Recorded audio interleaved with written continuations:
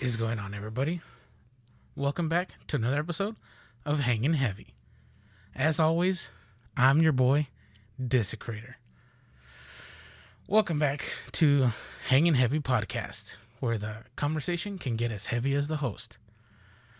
And I always like to start the show off by giving a little piece of advice. If you want easier access to the show, go ahead and download the Podbean app on the iOS and Google Store. If you don't want to add more bullshit to your phone, you can always check us out at the hangingheavy.podbean.com website on any browser.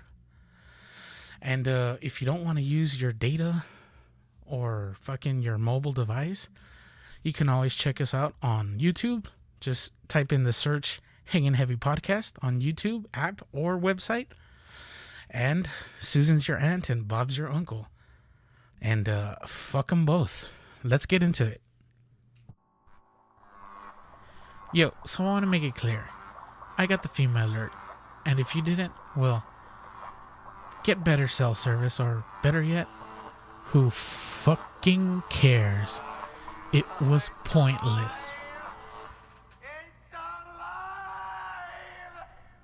Moving on to science. The NASA Parker solar probe heading to document our sun zoomed by Venus Wednesday, October 3rd, 2018.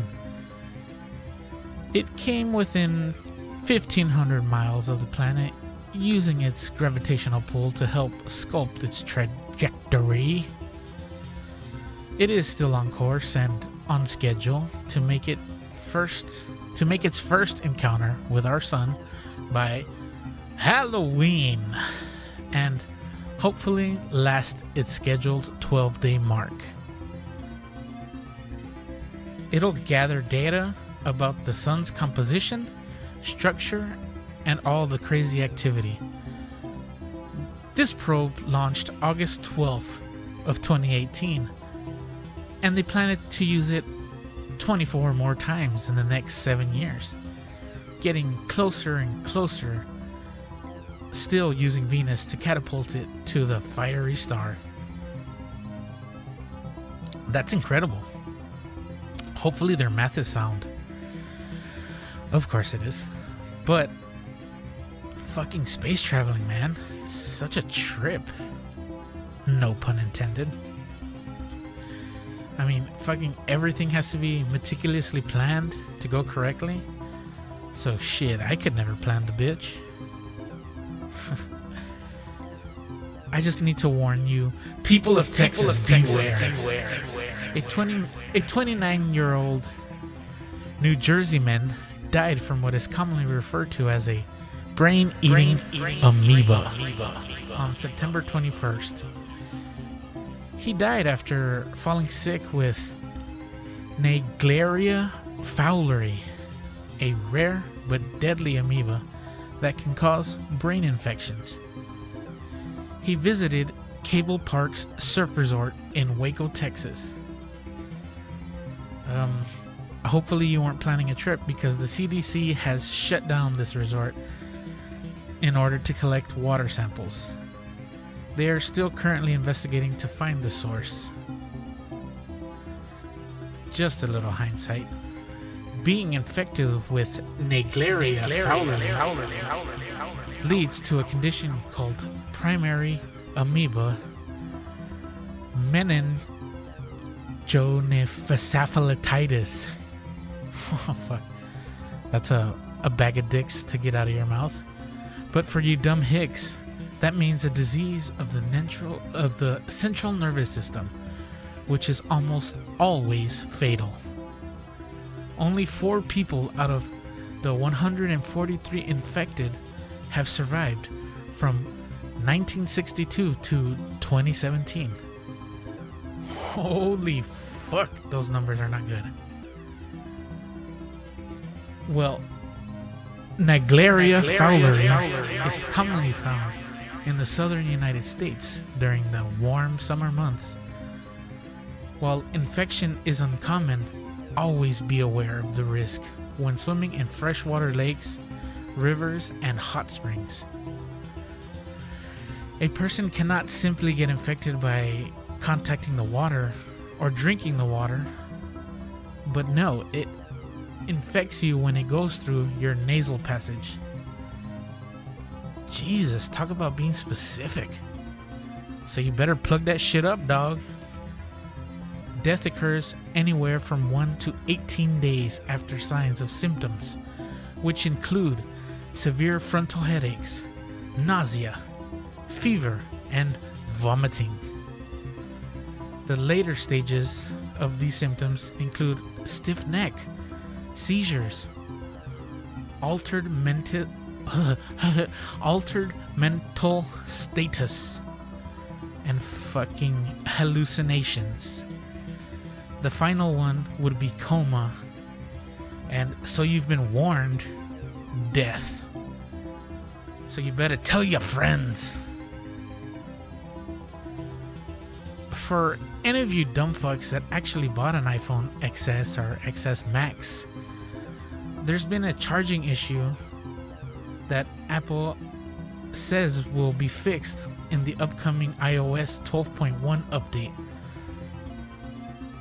See, when Apple fucks up, no one really fucking bats an eye. But as soon as anything Android comes out with an issue, any make or brand, mind you, the fucking world is over. Fuck you, iSheep. Any of you people that continue to use the service of Facebook, they revealed that 50 million accounts have been accessed by hackers. The breach was possible due to several bugs in their coding systems. Exploited by hackers, they were able to access profiles, photos, friends lists, hell, even your private messages. To combat this, Facebook logged 90 million users out as a safety precaution. But the bugs have been in the website's system code for more than a year at this point. If you have fallen claim to the burden that this is, at least one good thing might come out of this. You could be owed as much as 6,000 pounds. Or to us dumb Americans, that's around roughly $7,800, buster. Of course, you do have to prove in a court of law that you've been distressed, or worse, you better chase that money. Better lawyer up. It's a good thing I never got into that shit. I'll just let the government watch me instead, or instead of some fuck that could do whatever they fucking please. Fuck. It's a lose-lose situation, but I guess everything has its price. So, some research is finally leading to clear evidence that processed meats like bacon and sausage and ham increase the risk. Oh, god damn it. I'm turning into a different person. These processed meats increase the risk of excuse me. I have been drinking a little bit of that Canadian Hunter, and it can increase the risk of breast cancer. New study shows that as little as 25 to 30 grams alone of these processed meats a day can add up to about 9% increase in breast cancer chances. Stop! I know tits delicious, but think of the titties. Will no one save the titties? Oh dear God, the titties!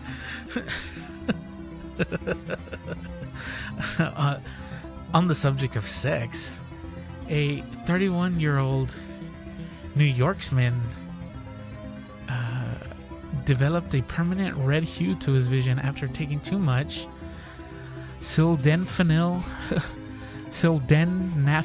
citrate, or also known as Viagra. He was so horny, he started seeing red. Pun intended. Holy shit.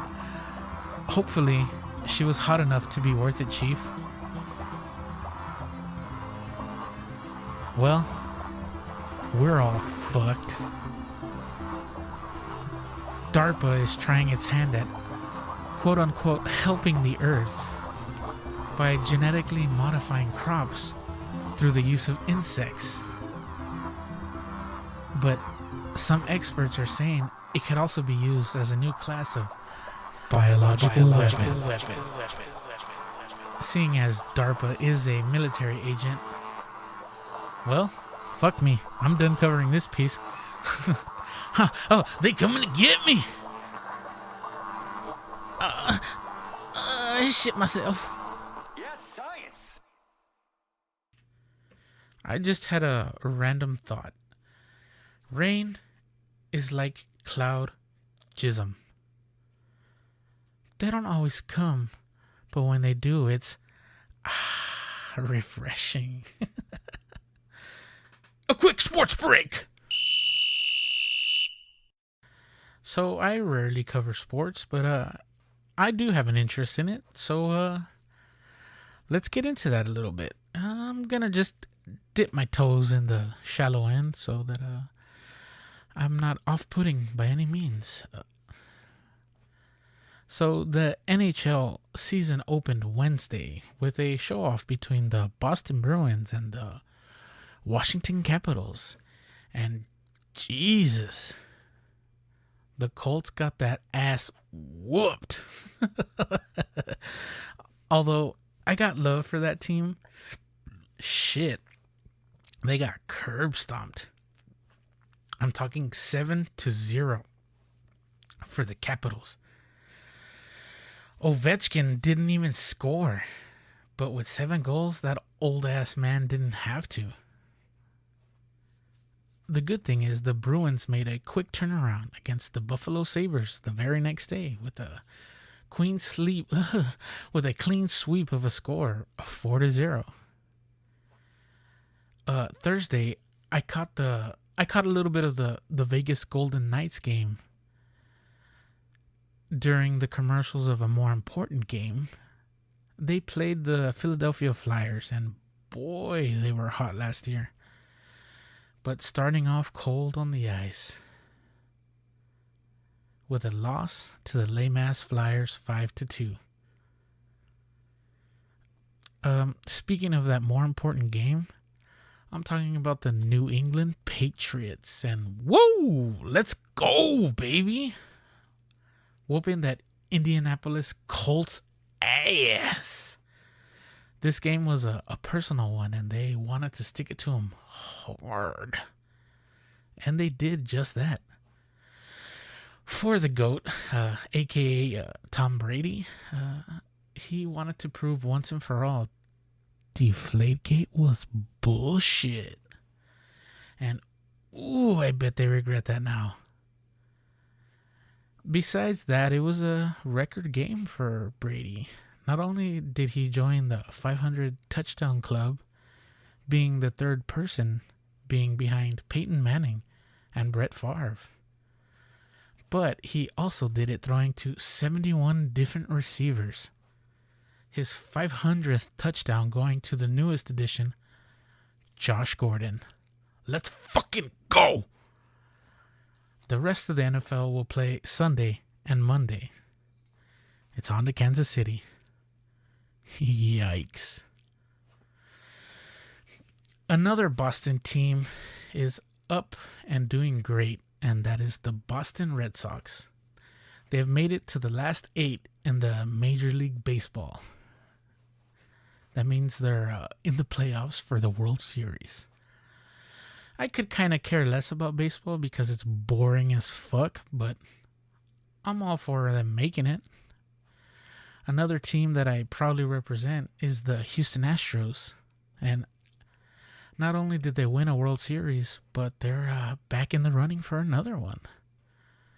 And before I forget, fuck you, Troy Aikman. You took my teriyaki wings away from me. Get your shit together and get that shit back in Wingstops, you fuck. I'm looking to add a possible new segment, which is going to be mostly about cars and motorcycles and such.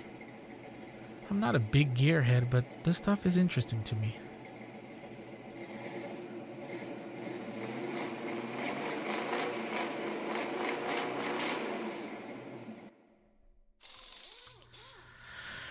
So, if you didn't know, Indian motorcycles is a legend in the industry.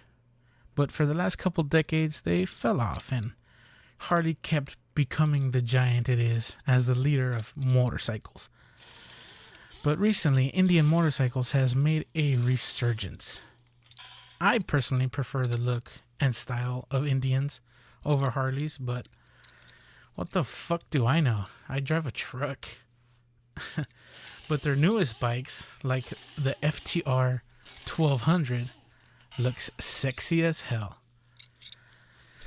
At their last event, the president of Indian Motorcycles, Steve Menetto, said, "Our vision from the beginning was to be more than a traditional American V-twin brand. We continually seek to broaden the company to reach a wider range of riders, and the FTR 1200 represents a significant step forward in that strategy. Indian was founded on performance and innovation. We remain grounded by our founders' mindset of constantly pushing forward. In light of that history, the FTR 1200 is a natural expansion for the brand that we couldn't be more excited about. Personally, I think they should be proud because this thing looks sleek and custom. If I could ride and had the money, fuck, I'd take one. They're sporty yet subtle, but they look like they have balls. Nicely done, in my opinion." So, Toyota confirmed to US Today that there will be a new fucking Supra. They plan to announce more next year, but they have yet to set a debut date, so who knows when they'll announce it. Supras are well known for being one of the better performance hatchbacks, known for not only being quick off the line, but having dazzling and captivating body lines. You can see one in the original Fast and the Furious movie. They are one of the sexier imports. Speaking of famous movie cars, Aston Martin is recreating the famous DB5, driven by Bond, James Bond, in the 007 movies. They plan to only make 25, and they say that it will come with several of the gadgets as seen in the film, like the revolving license plates, but so far that's the only one that they have revealed. All 25 will come with the same silver birch paint as in the movies, yet it will not be road legal due to all the spy gear that will be implemented.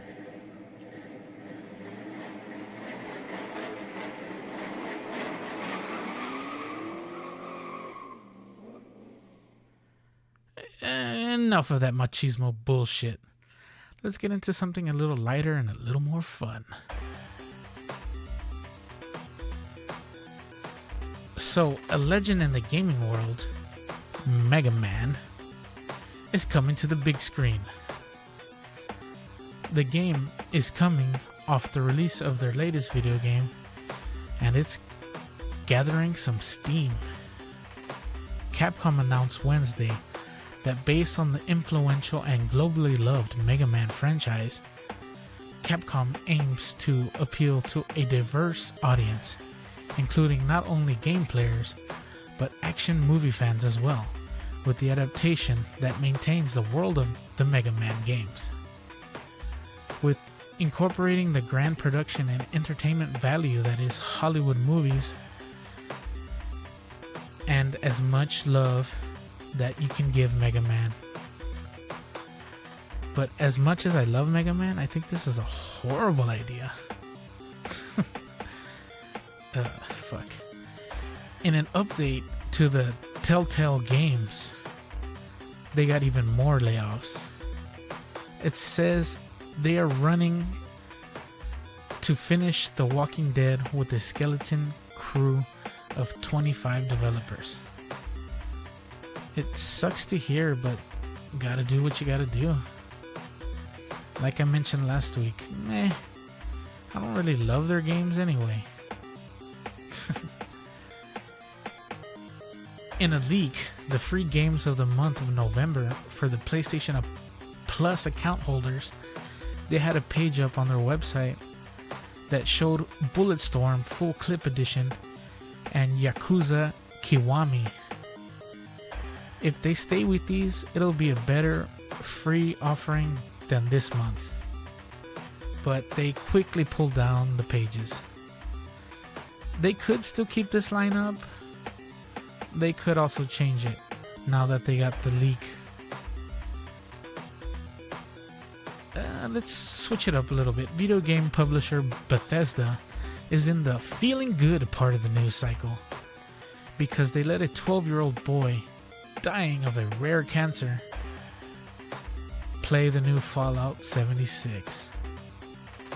They sent him a swag pack with some fucking legit gear because he has been battling cancer for 8 years and they decided to stop treatment.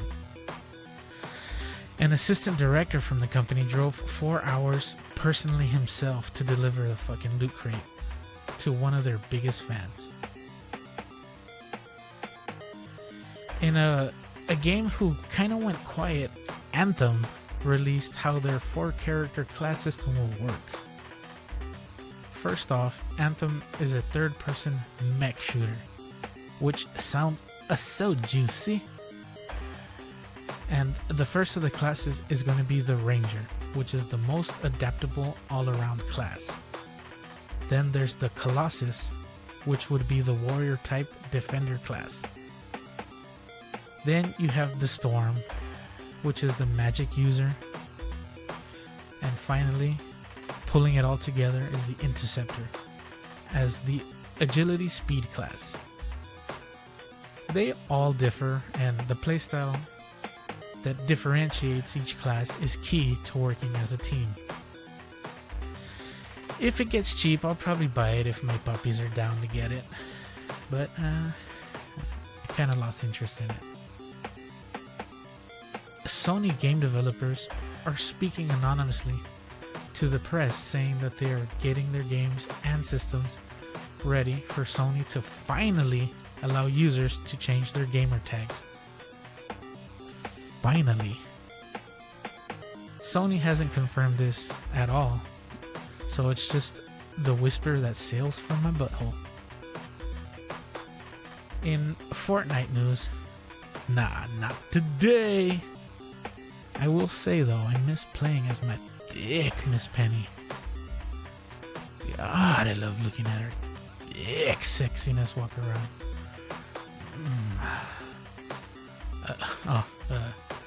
I'm sorry. I've gone all my life picking the guy as my main. I just recently learned to pick the thick, hot slut to watch as I control her every move.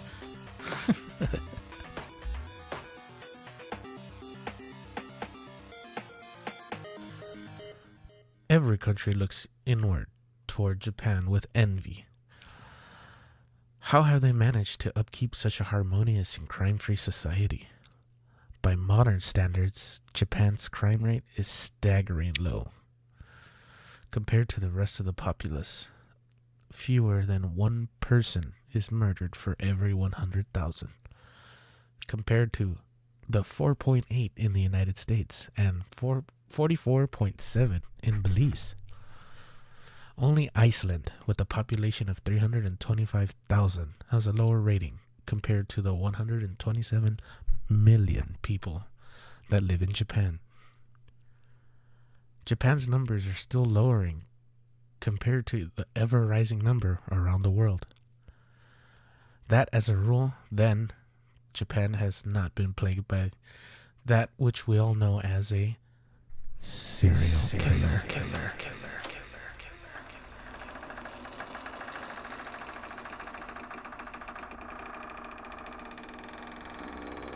Although there is one exception to that rule, and he goes by the name Tsutomu Miyazaki, the otaku killer.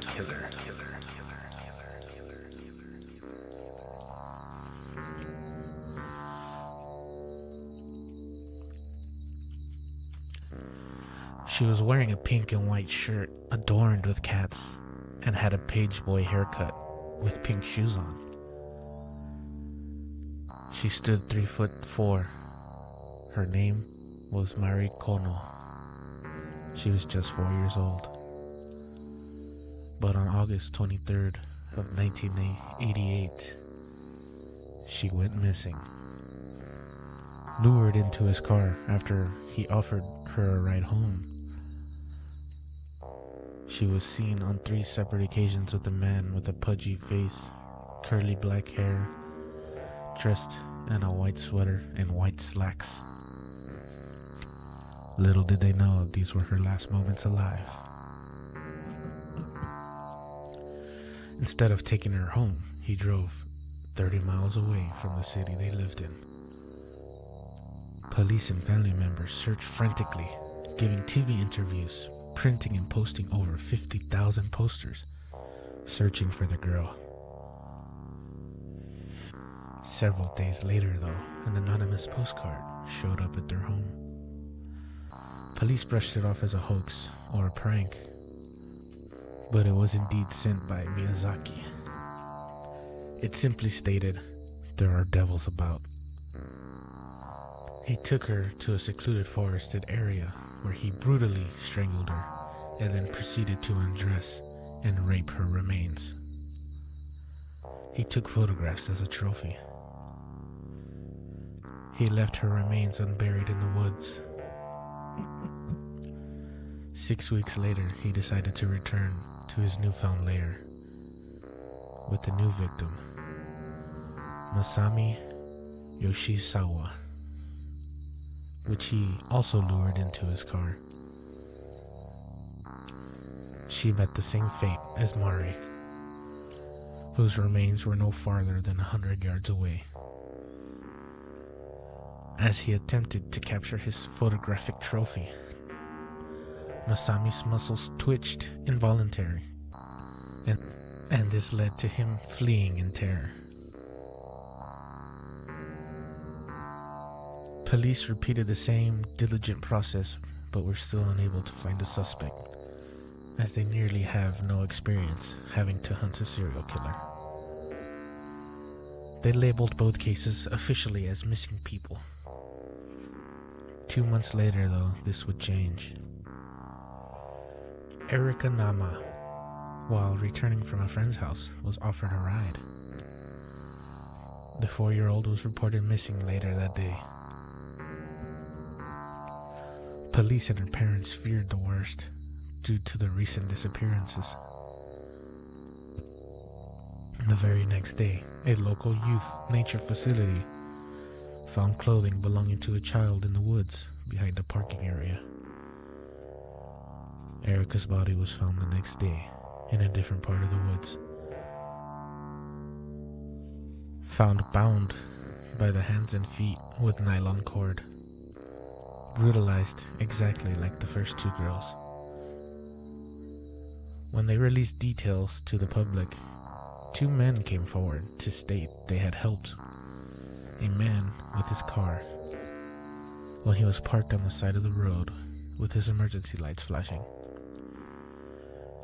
They both said he came out of the woods with a blanket and put it directly into the trunk. They were too polite to ask why he was out in the woods with a blanket all alone, and assisted him with his car. He started harassing the families by calling and staying silent on the line, and sending postcards yet again. He would return to the scene of the 2 girls Mari and Masami, taking souvenirs and then burning their bodies. He sent the remains to one of the families. His next victim, 5-year-old Ayako Nomoto, was playing alone in a park. Miyazaki approached her and asked her to take her photo. Minutes later, she ended up in his car.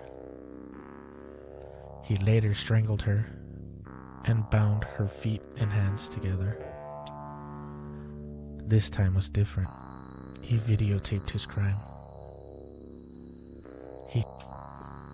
He hacked her head, hands and feet off and dumped her torso in a public restroom. He later stated he roasted her hands and ate some of the flesh. He hid the rest of the remains in a wooded area besides his house before he moved them into a storeroom behind his room. His crimes became more demonically elaborate,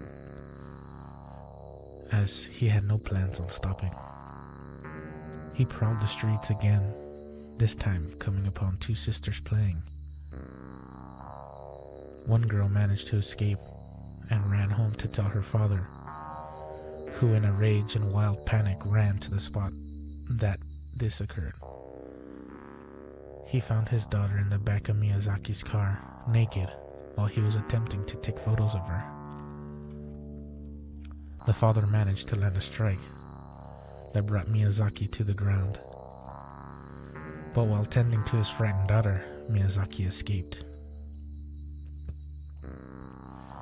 He later tried to recover his vehicle, but that's where police captured him.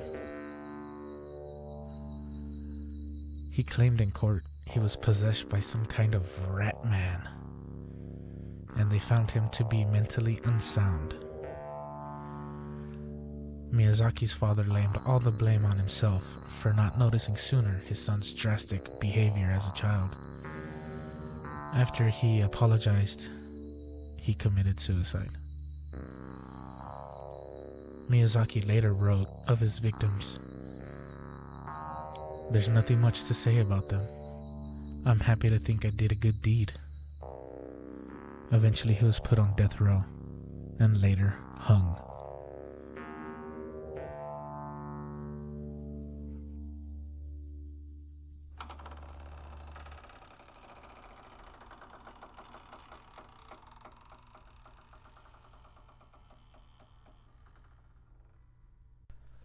Fucking sick bastard went out the way he did his victims in.